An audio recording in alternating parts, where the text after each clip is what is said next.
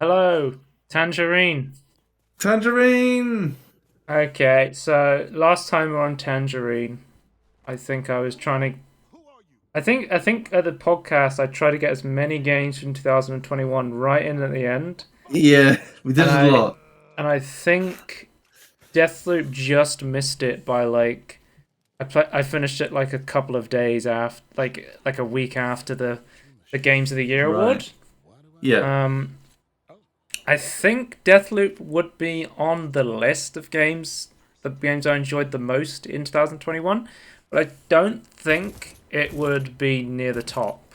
I don't think it Well, would. really? I don't think it would have been my game of the year. It wouldn't have been like an Okay. Inscription or It Takes Two. Okay, fair I enough. really love this game. I think it's really good, but there are some things that I don't like as much compared to like Prey 2017 or Dishonored Well, 2. I think at the moment, Prey 2017 is my favorite Arcane game. After I yeah, think yeah. now, I think I've played most. I I think I've played almost every single Arcane game ever made. can I just Um, say that one part of the review that because you haven't played was it called Moon Quest? What's it called in Prey? I haven't played Moon Crash DLC. No. Moon Crash. I've heard someone say they weren't a massive fan of this game and they thought that Moon Crash was a much better version of this. Right. Yeah. So So I that think go on. no, I'm saying though, just thinking well, maybe I'm curious to know when you play that, I could see what your thoughts are. Yeah, yeah. I'll. I mean, most people can play it now. They gave away. I don't know if you saw on the Christmas sale on Epic. They gave away Prey 2017 and the Moon Crash DLC for free just one day. I was like, that's Yeah, I, insane. I I did see it. I can't remember if I actually picked it up or not. So, Deathloop is a next-gen FPS from Arkane Lyon, the award-winning studio behind Dishonored and Deathloop. Two rival assassins are trapped in a mysterious time loop in the island of Black Reef, doomed to repeat the same day for eternity. The best way to describe Deathloop, I think, just straight up is it's Dishonored with guns. I think if anyone Right. was to ask me what is Deathloop, it is sort of Dishonored with guns. So it's kind of like Groundhog Day mechanics, right? That you're trying to Yeah. you try to kill like all your targets in one day, right? That's what I Mm. can't. That's my understanding of the game as like its main story. Yeah. Okay. I think with Deathloop is it took me a while to get into a game. Like what I'm about to say may be really surprising to you, but I felt like it wasn't until about I think it took me about 30 hours to finish the game. And it wasn't until about 17 hours into the game that I was like, okay, now I'm like really engaged. Because I think Really? the Okay. start is like pretty slow. Right. Um, because it's got that time loop thing where you have so much to do. It's almost like you have like 50 different side quests, and at the start of every loop, it's sort of overwhelming to do them all. Okay. This is just the tutorial stuff. Like water hurts you in this game, so obviously you can't swim away off the island. Ah, right. Makes Um, sense. Yeah. but the idea of time loop is you are an assassin, or like I don't know how much to explain of Deathloop because basically at the start of the game you know nothing. Right. You meant And to learn, are part you? part of Death, like a lot of what you gain from playing Deathloop is knowledge, and that Right. knowledge Okay. helps you break the loop. The idea of Deathloop is you're trying to break out of this time loop because every day you keep waking up on the same beach and you start the exact same day again. I think there's only a couple people in Deathloop who remember the loop. The two main people are Colt and Juliana, which you'll know from the advertising of the game. Yeah. And the idea is Colt is trying to break the loop, and Juliana is trying to stop Colt from breaking the loop. As to why, obviously I've finished the game, so I know that, but I won't go into that because that's spoilers, and this game only came out last year now. So, um, Yeah. It's a pretty new game in like all things said. Juliana is a good adversary. I do like the banter between her and Colt on the radio. There's some interesting story stuff that comes up throughout the game, and that does make it pretty interesting. I think Colt and Juliana are both really cool characters. Okay. Another thing I wanted to quickly mention as well before I forget, the soundtrack for this game is really good. It's really, really good. Um, I was listening to one of the songs in the game, and it's set around the like it's like 50s, 60s sort of thing. When is Deathloop set? Because it's not it's the 60s, right? Because we've seen a lot of like 80s style games have become very popular, Yeah. but I think going back to the 60s aesthetic is pretty cool. Um, Yeah, it's not really for me, but yeah, it's definitely like something that we haven't really seen but much I of. was listening to a song inside Deathloop, and it like they play music over the PA system all the time, and I was listening to it, and I was like, Yeah. oh, they must have licensed this song. This is a real song, and I look it up, and it's like, no, it's a song made for the game, but it sounds That's like an cool. actual just like 60s song, like Beatles style sort of thing, Yeah. song. So there is some, and also just the instrumental, like the hype build up music that's like non-diegetic sound is really cool as well. So that's cool to see. Yeah. I Good think consistent theme had a then. pretty cool soundtrack. Um, One thing to mention in Deathloop. So coming from a big Dishonored player, I'm a big stealth player when it comes to these sort of games. I love playing stealth, and there is stealth options in um, Deathloop. One of the things though is there's no non-lethal option in Deathloop, because every time you kill someone, they come back the next day. Yeah, they're not really dead. Because if you die, you come back the next day as well. So until you break the loop, everybody is pretty much expendable. So the idea is it doesn't matter if you kill anyone. Would there not be like there not be something said to be like having a non-lethal takedown on like the final run or something though? Like surely they'd be dead once you break I the loop. can't go into that without spoiling the ending. Okay, fair enough. But the game does have a choice at the end of the game where you can Okay. choose. Right. The same thing with Dishonored and Dishonored 2. I remember you have a choice at the end, so there is multiple endings to this game, so you can Right. Okay. choose a different outcome.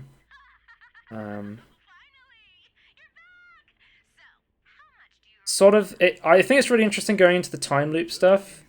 I love stuff like the Outer Wilds. Yeah. And the idea of looking Another into time Groundhog Day loops game. and how like life been the idea in this game. I think it goes the opposite to the Outer Wilds. The Outer Wilds is life is sort of precious because it exists for such a short amount of time. Is sort of the overall message of that Wilds. Yeah. And Deathloop is the complete opposite, where sort of the message is nothing matters because time is endless, sort of thing. Which is like the Groundhog movies like idea, right? Yeah. It's There's these candy interesting. machines everywhere. You do learn that these are like pretty much the drugs of Deathloop. Everyone's high on these fucking candy drugs. One Right. thing You can't take them though. no, but one thing cool you can do is you can kick them to release a bunch of them. And I discovered this completely by accident because there was like so you'll get there's references to Dishonored and stuff like that. That's a reference to Dishonored 2, Super Honoraries 2. That's the time device you get in Dishonored 2. What was I saying? So you were asking me in the test record, and you were like, "What are these random words popping up?" Because Cole's been going through all these loops, you get like these sort of ghost slash sort of previous lives of stuff you've done before, where it says, "Hey, this way's dangerous," or you sort of get these hints. It sort of reminds me of like Dark Souls, where people can write on bloodstains. Yeah. Oh. And here you can see the powers that you get. So there is like powers like Dishonored as well. The way the powers work in this game is interesting because you have to choose between powers in this one. It's not like Dishonored where you can just get a bunch of them and then upgrade them. Right. So it's like you have to like choose what you actually want to. Is there like synergy between powers or is it? Yes, and you can upgrade powers. The interesting thing about the game though is every time you die, you lose everything. But there does become a certain point in the game where you learn about. I think you have to. I don't think it's really a spoiler because it happens right at the beginning, right near the beginning of the game. But there's this thing you learn about called Residium, and you can start absorbing Residium by killing some of the bosses and finding it around the world. And once you harvest this Residium, it allows you to keep items between loops. So you can start to build up like an armory, and if you get like a large amount of Residium, you can keep like powers as well. So here you'll see there's another cult. Okay. And he was telling you to jump, or a different cult was telling you to jump, because you've been locked in there.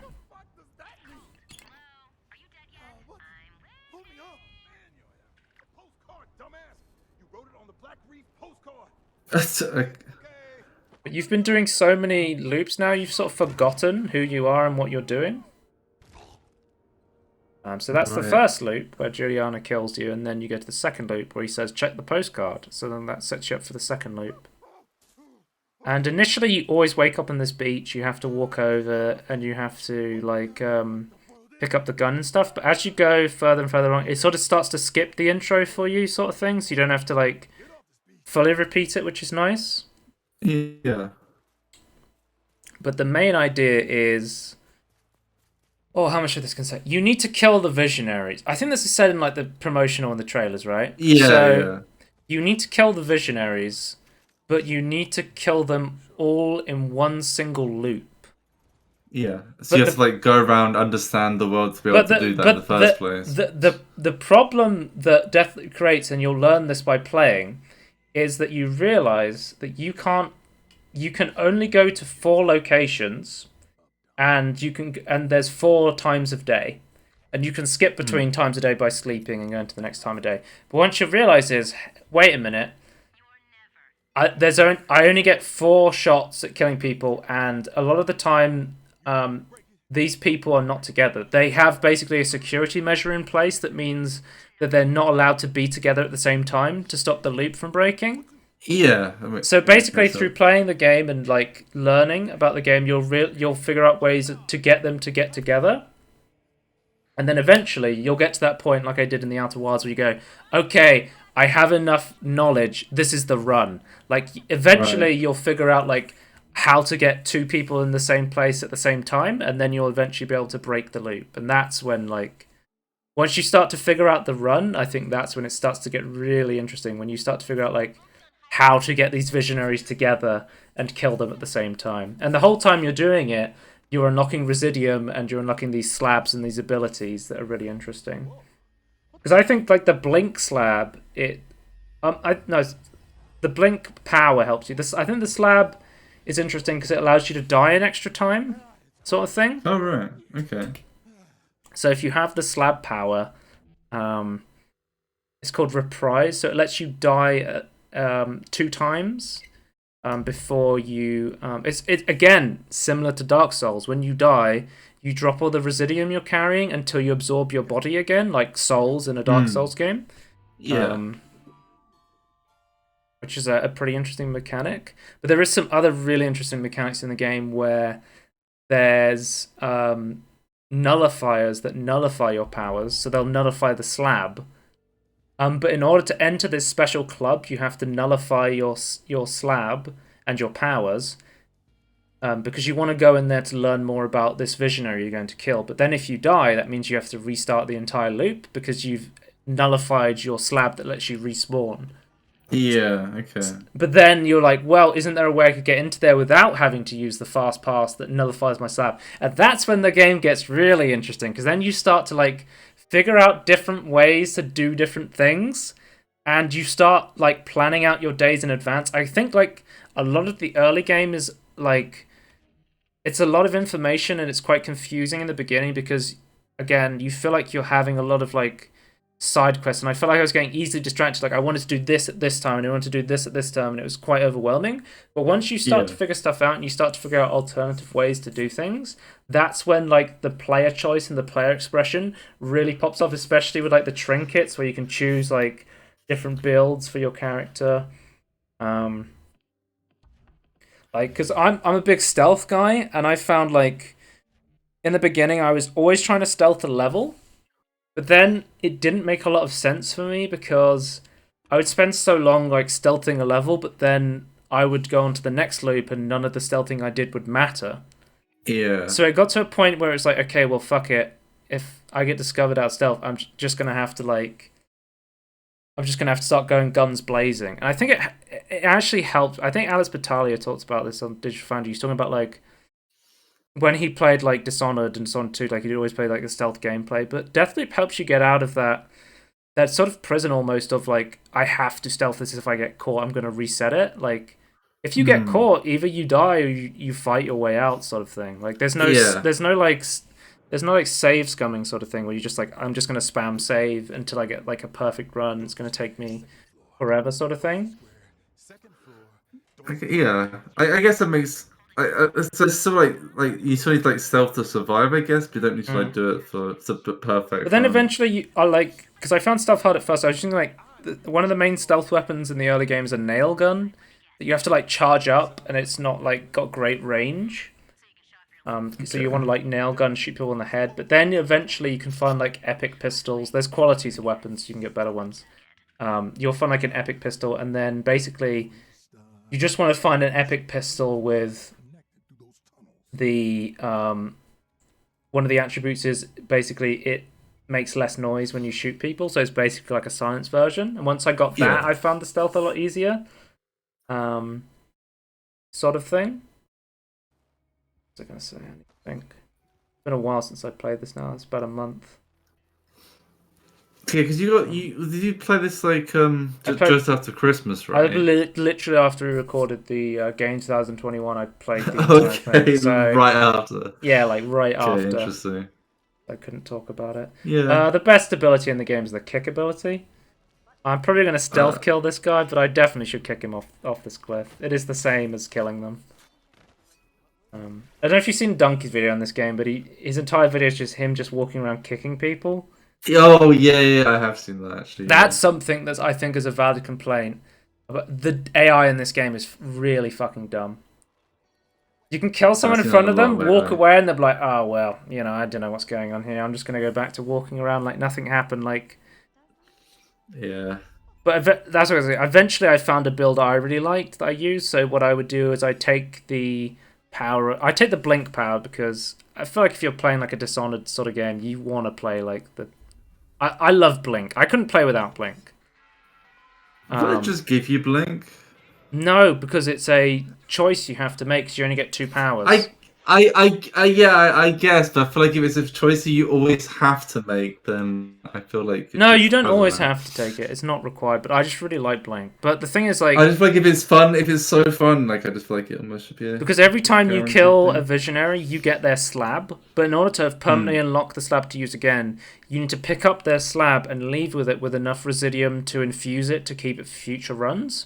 So you might have to drop your blink ability in order to pick up the other ability that you haven't unlocked yet, so you can infuse it later. Like, it forces you to experiment around with different abilities. Like, we see this a lot where developers talk about they really want to encourage players to play different play styles because they realize that it's human behavior. Once players figure out something that works for them, they'll just repeat it over and over and over again. Because it's true. Like, it is comfort. Like, for me, once I figured out that I liked blink and there's an ability, it might be called Nexus or something like that. Basically, it's a power in lots of other like arcane games like Dishonored, where basically you link enemies together by like a magical thread, and what happens to one of them happens to all of them. So what I would do, I would just find a group of enemies, like this group of enemies. I would just throw the ability at them. I think it's called Nexus, I'm not sure. But basically, it would link them all together. I'd get out my pistol and I'd shoot one in the head, and then they'd all die because I've shot one in the head and they're all linked now. So that's like the sort of thing I would do. So it was sort of freeing once you figured out like how you wanted to play the game, and in the beginning, it felt really sluggish and slow. But then I realized like how quickly I could you almost always practicing the levels as you play them. And the more you play Deathloop, the more rewarding it is, I would say. Like, that's why I was saying, like, the game almost feels like it hits its best point 17 hours in, which is, like it's kind of a funny thing to say, but it's sort of true based on how Deathloop plays. Um, but yeah, the story is fascinating. I love the characters. Also, I wanted to mention Juliana. Really interesting because the game gives you the ability. I think it's on by default for players to invade your game as Juliana. Okay. So every so often through your run, Juliana will start hunting you, and she has powerful powers and guns, and she will chase after you. And it's always at the most inopportune time. You're about to like stealth kill some visionary, and then Juliana will suddenly be on the hunt, and she'll be chasing after you. So, I did so. so Sorry, go on. I was saying, how does it know like when to do that? Is it more like I think it's like the further into a run you go, the higher chance it becomes. right, right. When I'm just you saying, is there like some sort of AI to like try and figure out when like I are the think it's. most I opportune think. moment for the I think gameplay it's more is? to do how far into the run you are, and when you kill visionaries, the world becomes more destabilized. Right. Yeah. I didn't mention the hacker majig, did I? I really like the hacker majig. I think I had like full hacker majig um, powers in my loadout where I could hack things from really far away, hack things faster. You could hack mines to convert them to your side, which is really, Okay. really useful and stuff like that. I really like the hacking. Again, I'm a big stealth player, so for me, like silence pistol, lots of hacking. Like, because a lot of the stuff feels like they've carried it over from Prey 2017 when you have stuff like the turrets and you're able to hack the turrets and turn to your side. Like, it has that mix of Yeah. like 60s culture with like futuristic stuff. Um, Yeah, it's like kind of reminds me of like Fallout in that regard, hmm. in terms of old This is the nail gun I but was talking future. about. This is like the early game stealth weapon. Okay. Nails are deadliest when you nail to the head. But this is the main like way to get you engaged in the game. You basically go into your old apartment and then you're reading a message, and that starts like you learning about the visionaries and what's going on here, sort of thing. Yeah. Again, there's like quests where it's like, how the fuck do I get into this safe? And then you'll go somewhere else and you'll figure out how to get into the safe, and then you go, okay, well I need to come back to this place at this time. I need to come back to this place at this time. I need to go this way. And there's lots of there's like, and it's not like it doesn't just give you the information and expect you to remember it. There's like leads system where there's visionary leads where it goes, hey, you know this about this person, and there's these things called arsenal leads where you can it like lays out all the information you've already gained on how to unlock legendary weapons and stuff like that. There's like entire quest lines just to unlock legendary weapons that have unique abilities. Okay. Right. Um, It makes sense. Like it yeah, actually does like an actual like thought out mechanic then. I feel like yeah. if it was like an older game, just like well, no, you just have to remember everything. Hmm. But yeah, so there's no non-lethal. There's no non-lethal way to take out the visionaries. Like you can't shave people's heads and put them in a mine like in Dishonored. But Okay. there is multiple ways to kill visionaries. Um, So the interest is kind of like unique ways of like killing people. yeah, Then. unique ways of killing them. Like for example, Alexis. He's the guy in the wolf mask. He was featured prominently in the advertising. So like Yeah. one of the ways to kill him is because one of the really interesting things about him, he always has a party at night. So he's always one of the last ones you kill. But the interesting thing is all the people at the party are wearing the mask, and you don't know which one's the real Alexei. So there's multiple ways Right. you can figure Classic. out who it is. So he's a fucking asshole. He loves himself. All of the visionaries are assholes, which comes into the moral dilemma in the game where um, a lot of the visionaries are like there's literally a visionary who runs a cult who's just killing people and torturing people, and you run through this moral dilemma like, hey, by breaking the loop, I'm letting these people who are being tortured go from their misery of being tortured every day, right? But Yeah. there's also this moral dilemma like, if you break the loop, you're also letting these insane people sort of free into the world, which is like sort of it Yeah. because these people are really fucking terrible people. And that's something you'll learn throughout playing the game. Um, but anyway, back to Alexei. He wears a mask. One of the ways I discovered of how to figure out who he is, you figure out he can only drink chocolate beer because he hates the taste of regular beer. And one of the things you Okay. can do is he hates drinking it from the bottle, so he has taps installed into his mansion where he pulls beers of chocolate beers. One of the things you can do is you can sabotage the chocolate beer tap, so it forces him to come into the back room to grab a can of a bottle of chocolate beer. It's only at the back. Yeah, and then that's an easy way to stealth kill him. And I think another way you Okay. can do it is he loves himself, so you can get him outside and deface his statue or something like that, and that'll force him out. Yeah. But there's lots of different ways to do it. This is just like an example of. And I assume like every visionary has like their own thing you have to do to like figure out how to kill them.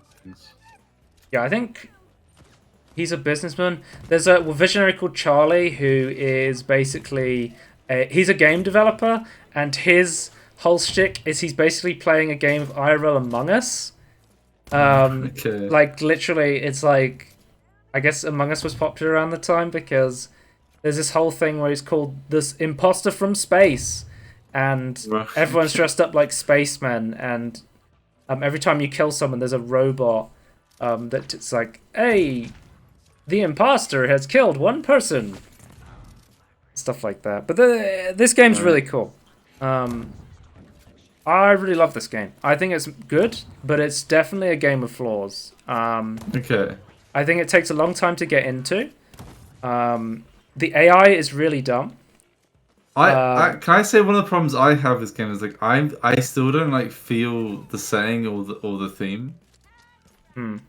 I think Black Like Rock grows on you the more you play it. okay. Um, It just doesn't grab me like any of their other games do. right, yeah, for sure. I don't know. Like I get it's like a '60s thing, but like I don't get like the Fallout vibe either. What do you mean? Cause you know like Fallout has like maybe like not '60s, but like it has like the old but future sort of vibe Yeah, to it. yeah. Like I get can I get the same vibe here, but like it just doesn't feel like as in your face as something like Fallout does it. I think the future tech is very much more But no, but like understated. it's like outside though. Like it doesn't look like it could almost be like any time to me. It's like Right, like Dishonored and like when Prey. It's like oh like when I these say it's times are future tech, here. it's not that future tech. Like there's a couple of No, turrets and but stuff like that. I can see something that like they're trying to be like more Hmm. futurist than they actually are. Right. But yeah, I get it's not like how Fallout's meant to be, where it is like the old ideas, but then super future. But I don't know. I just feel like it just seems like very. I don't know. It could almost be like any time, anything. It's not very distinct to me. Yeah, the thing is, I would say about Deathloop is it's really fun, but it's more of like a. It's the least immersive sim of all of the Yeah, arcane that as games. well. It's Yeah, more of an action game. It sort of reminds. It's not as bad as Bioshock Infinite, but it sort of reminds me a little bit of like sacrificing that immersive simness for more action, more gunplay sort of thing that they yeah. did there. Um, It's no praise we were trying to say. it's well, no game is priced at 2017. Let's Yeah, be that honest. is true. That is true. Um, yeah. Like I like this bit. Like this looks like quite distinctive, but Oh, I don't know. I was talking about Juliana, wasn't I? So you can have real players play as Juliana. I tried it a couple of times. The only problem with having real players play as Juliana is you cannot pause the game if you do make that option. So as someone who plays games and then pauses them and goes to eat dinner, stuff like that, Yeah, that is annoying. It's not possible because if you exit the game, you have to restart the run. And I did have times where I was playing with the multiplayer Juliana on because I was like, oh, that's pretty interesting. But then I was like, I would pause the game, and then the AI Juliana would come along and kill me. It wouldn't even be a player. Like the AI one would kill me just because I couldn't pause the game. right. Okay. So I did eventually It's because not even I wanted playing.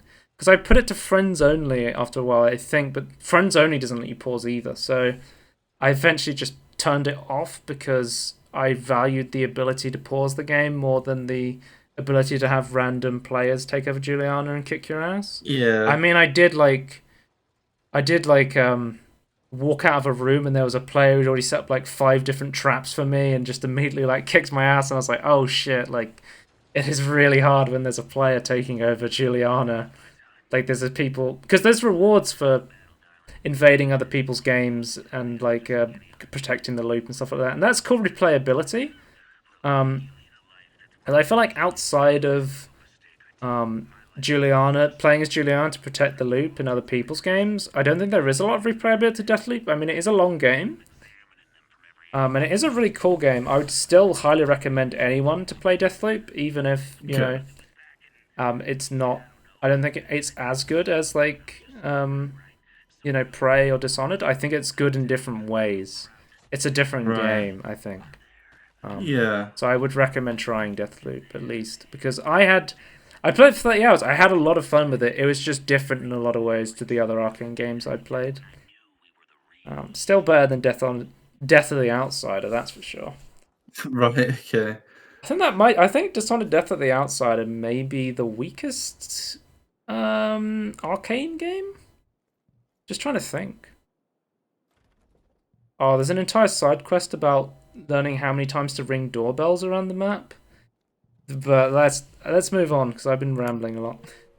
Okay.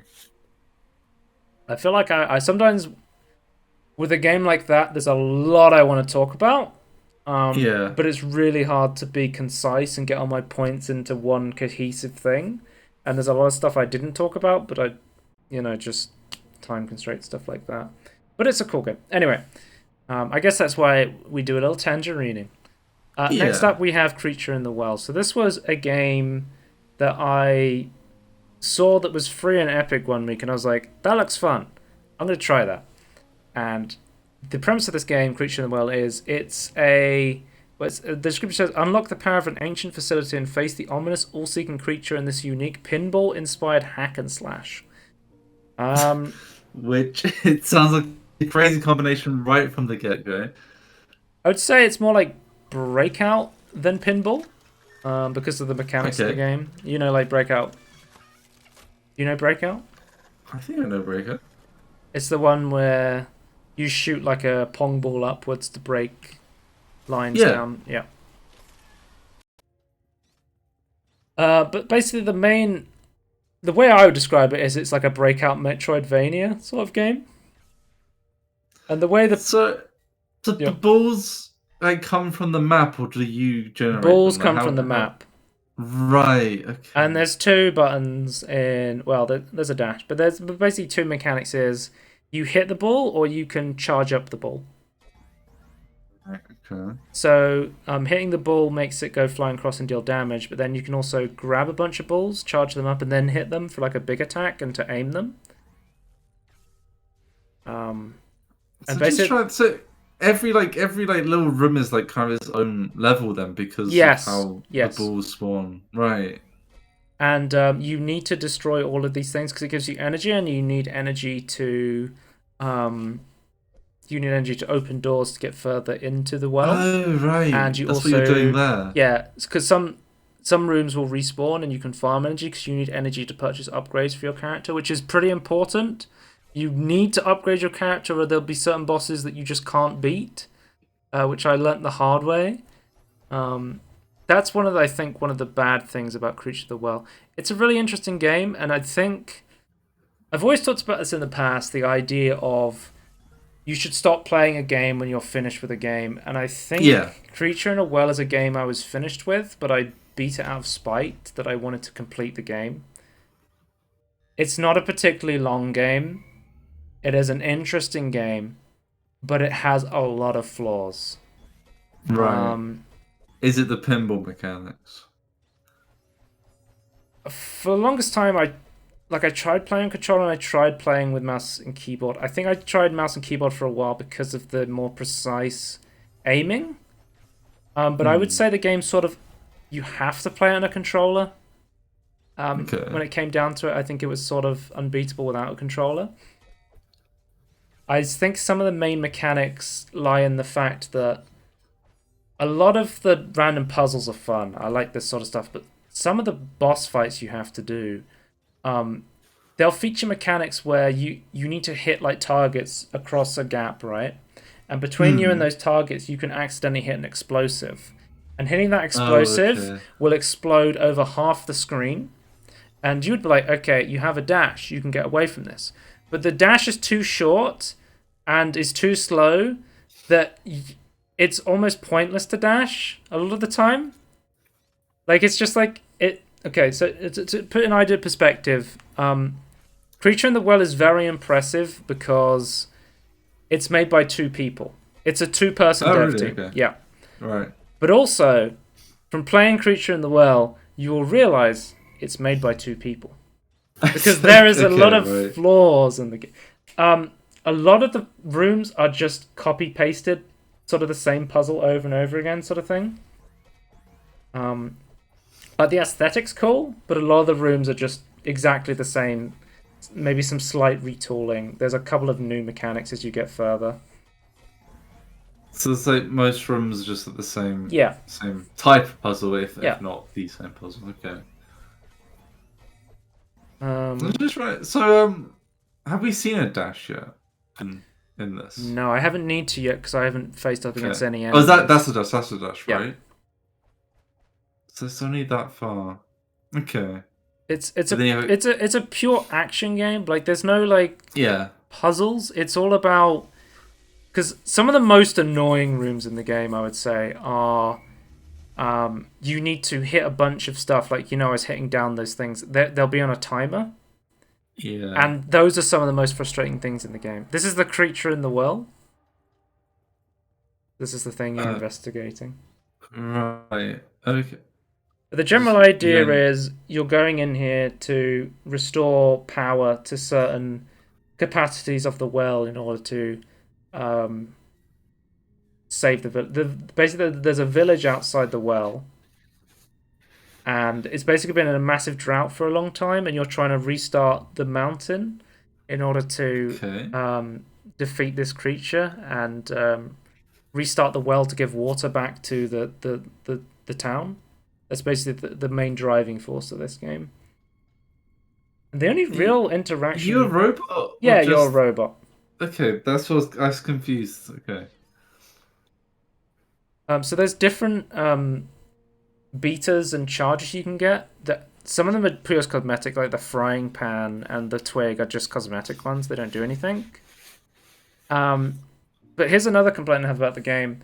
Some of the upgrades you get um, are sort of you have to complete complicated secrets to find them, and a lot of them are sort of required to complete the game in a lot of Oh, ways. secrets are required to They're complete, not or like like a they're power not level sort of so thing. power level. Then you don't need them to complete the game, like technically, Yeah. but the game is so impossible without them that it wouldn't be worth playing without them. To a point where I'm Okay. like, Right. they should put you on a path to get these. These should not be a side quest. Just because you need that That's level like to be a able to. big frustration I have with this game. Okay. Was a lot of the times I would just not be powerful enough to beat a boss, and it wouldn't be because I was lacking skill, it's because I'd be lacking an item, so I'd have to quit a Yeah. boss halfway through and go back and farm a bunch of secret stuff that I would have to look up guides in order to find. That's where I think Creature in the Well Instead of being really like falls short.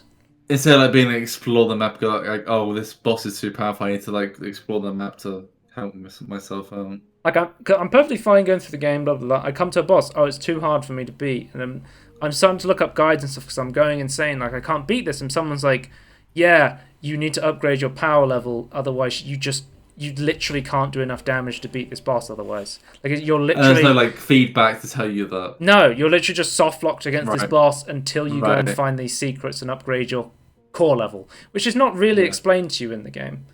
Yeah. So you could like almost like a character like tell you like, oh, you're not doing enough damage or something. Mm. Okay. I think that's fair criticism. Yeah. It's a short game. I think it only took me about like 3 hours or something to beat it, but something like that. But it was You, it was you getting frustrated with like those were painful not being hours. told what to do. What the hell is that? That's Daniel. He's massive. Yeah, so this is the guy that charges Why your are you core. tiny? There is only like 4 characters in the game. There was you, that guy, the frog, and the creature in the well. Like it's a very Oh, the creature's actually a character. yeah, it sort of talks to you. It's a very Okay. minimalistic game. I do like the aesthetic, the atmosphere of this game, where it It's is just sort yeah, of it is very cool. you can charge up your stuff back in this little, I guess, robot Is that gel pool. energon? Like, how does that work? Okay. A pool of electricity. But I feel like if there was a candidate for a game that I could have quit without completing, and I feel like it would have been justified, I think this is it. Um, Okay. this is a And game. Genesis Noir. This is a game that has very interesting mechanics, but the problem is that the flaws in the game are so frustrating that I feel like it's not worth pushing through. As someone Yeah. who's completed the game, I can say the frustrations I felt because of the shortcomings of stuff like having to be a certain power level, having to farm out weapons, having to farm out power levels, the dash being way too short, way too hard to use, way too slow, like having to. I was fucking pissed playing this game. Like honestly, I was getting angry playing this game. Okay. So it's like a combination of things that frustrate you as well, not just a lack of And I feel feedback. like if you find this game interesting, you want to play it, sure. But if you find yourself like, man, this is bullshit, I hate this, I would not blame you for just stopping playing the game. Like I feel like we need to stop playing more games because our time's valuable, and I think a lot of people don't realize this. Yeah. Because there's so many people Yeah, out. you get a sunken cost fallacy, right? You get stuck trying to complete something. Because there's so many people who log into WoW every day because Yeah. I'm not having fun, but I don't know that because I just log into WoW every day. It's what I do. Like, oh, I really hate playing Marvel Avengers and grinding out these, fucking microtransaction shit. But what Wait, else if am you I play supposed to Marvel do? Avengers, There's literally dozens of them. There's there's dozens of them. dozens. I thought you were quick to play Gardeners of the Galaxy. It's the better game. It's the better game for It sure. really is.